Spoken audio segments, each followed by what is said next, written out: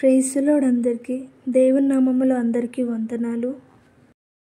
నిర్గమకాండము 5వ అధ్యాయము. తరువాత మోషే అహరోనులు వచ్చి ఫరోను చూచి, ఇశ్రాయేలుల దేవుడైన యెహోవా అరణ్యములో నాకు ఉత్సవము చేయుటకు నా జనమును పోనిమ్మని ఆజ్ఞాపించుచున్నాడనిరి.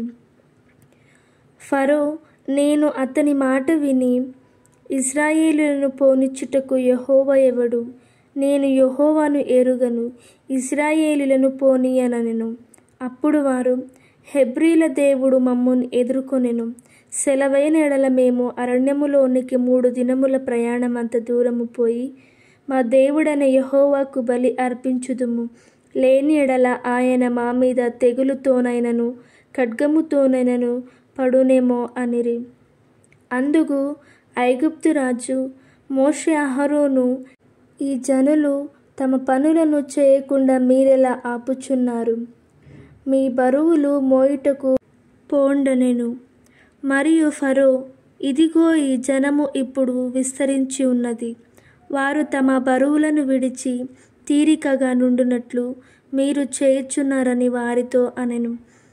ఆ దినమున ఫరో ప్రజలపైనున్న కార్యనియామకులకును వారి నాయకులకును ఇట్లు ఆజ్ఞాపించెను, ఇటుకలు చేయుటకు మీరు ఇక మీదట ఈ జనులకు గడ్డి ఇయ్యకూడదు. వారు వెళ్ళి తామే గడ్డి కూర్చుకొనవలెను. అయినను వారు ఇదివరకు చేసిన ఇటుకల లెక్కనే వారి మీద మోపవలెను.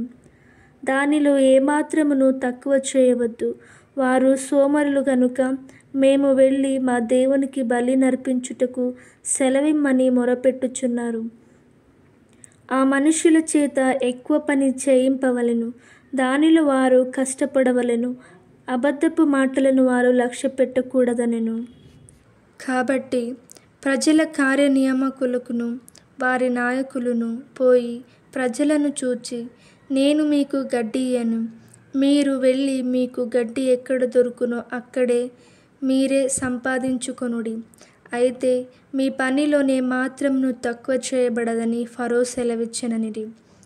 అప్పుడు ప్రజలు గడ్డికి మారుగా కోయకాలు కూర్చుటకు ఐగుప్తు దేశమందంతటను చెదిరిపోయిరి. మరియు కార్యనియామకులు వారిని త్వరపెట్టి గడ్డి ఉన్నప్పటి వలనే ఏనాటి పని ఆనాడే ముగించుడనిరి. ఫరో కార్యనియామకులు తాము ఇశ్రాయేలులో వారి మీద ఉంచిన నాయకులను కొట్టి, ఎప్పటి వలె మీ లెక్క చొప్పున ఇటుకలను నిన్న నేడు మీరు ఏల చేయించలేదని అడుగగా, ఇశ్రాయేలుల నాయకులు ఫరో యొద్దకు వచ్చి, తమ దాసులెడల తమరెందుకిట్లు జరిగించుచున్నారు? తమ దాసులకు గడ్డినియ్యరు, అయితే ఇటుకలు చేయుడని మాతో చెప్పుచున్నారు. చిత్తగించుము, వారు తమరి దాసులను కొట్టుచున్నారు. అయితే తప్పిదము తమరి ప్రజల యందే ఉన్నదని మొరపెట్టిరి. అందుకతడు, మీరు సోమరులు, అందుచేత మేము వెళ్ళి యెహోవాకు బలి నర్పించుటకు సెలవిమ్మని మీరడుగుచున్నారు. మీరు పోండి, పనిచేయుడి, గడ్డి మీకియ్యబడదు. అయితే ఇటుకలు లెక్క మీరప్పగింప తప్పదని చెప్పెను. మీ ఇటుకల లెక్కలోనే మాత్రమును తక్కువ చేయవద్దు.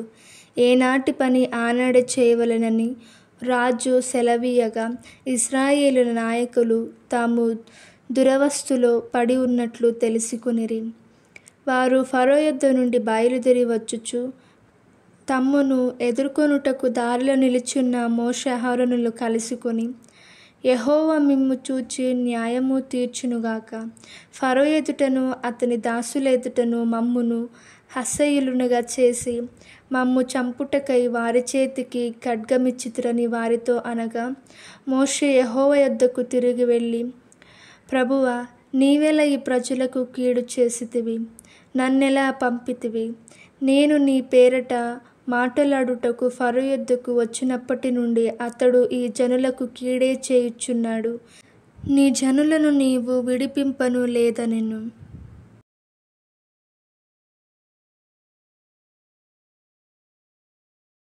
నిర్గమకాండము 6వ అధ్యాయము. అందుకు యెహోవా ఫరోకు, నేను చేయబోచున్న దానిని నీవు నిశ్చయముగా చూచెదవు. బలమైన హస్తము చేత అతడు వారిని పోనిచ్చును. బలమైన హస్తము చేతనే అతడు తన దేశములో నుండి వారిని తోలివేయునని మోషేతో అనెను. మరియు దేవుడు మోషేతో ఇట్లనెను, నేనే యెహోవాను, నేను సర్వశక్తిగల దేవుడను. పేరున అబ్రహాము, ఇస్సాకు, యాకోబులకు ప్రత్యక్షమైతిని. కానీ యెహోవా అను నా నామమున నేను వారికి తెలియబడలేదు. మరియు వారు పరవాసము చేసిన దేశమగు కనాను దేశమును వారికిచ్చుటకు నా నిబంధనను వారితో స్థిరపరచుతిని.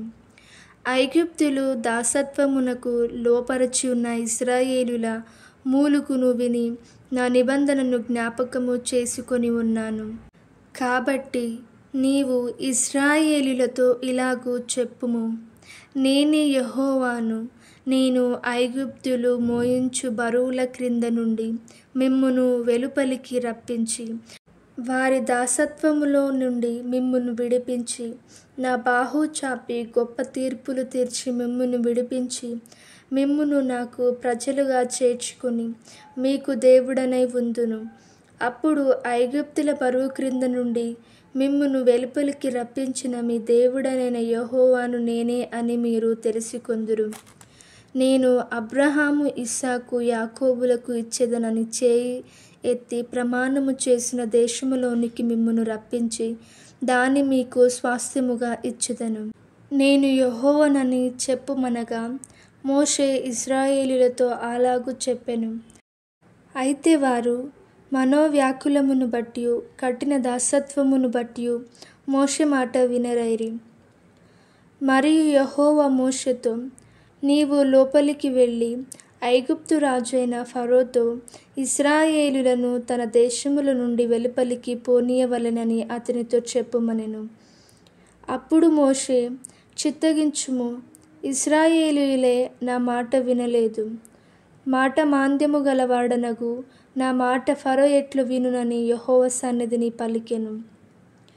మరియు యెహోవా మోషే అహరోనులతో ఇట్లనెను, ఇశ్రాయేలీయులను ఐగుప్తు దేశముల నుండి తాము వెలుపలికి రప్పించుటకై ఇశ్రాయేలీయుల యొద్దకును ఫరో యొద్దకును వెళ్ళవలెనని వారికి ఆజ్ఞాపించెను.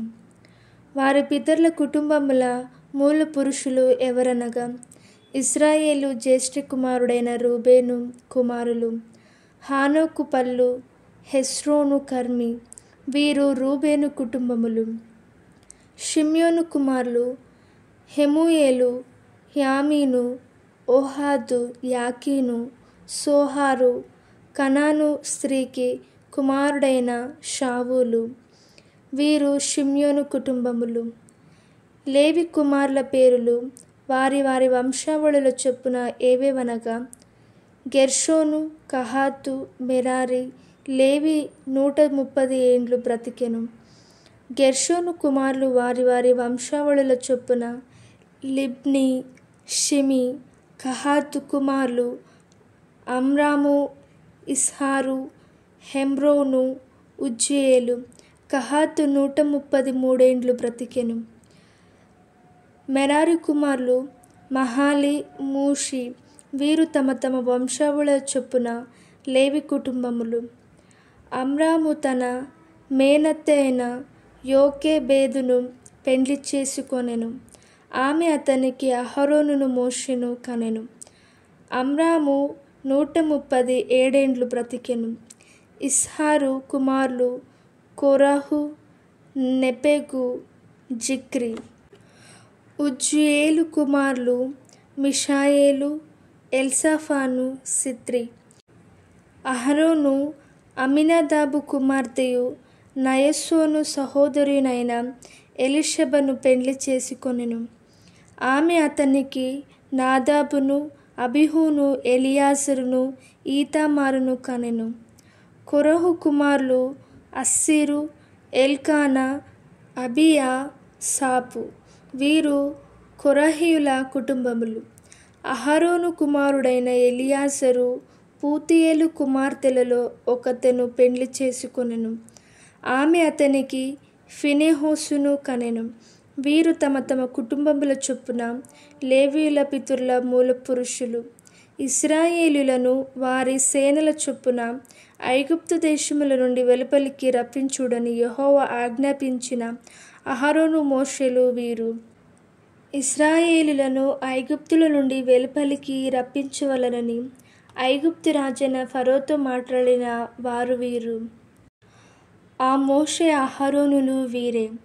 ఐగుప్తు దేశములో యెహోవా మోషేతో మాట్లాడిన దినమున యెహోవా, నేను యెహోవాను, నేను నీతో చెప్పునది యావత్తు నీవు ఐగుప్తు రాజైన ఫరోతో పలుకుమని మోషేతో చెప్పగా, మోషే చిత్తగించుము, నేను మాటమాంద్యము గలవాడను,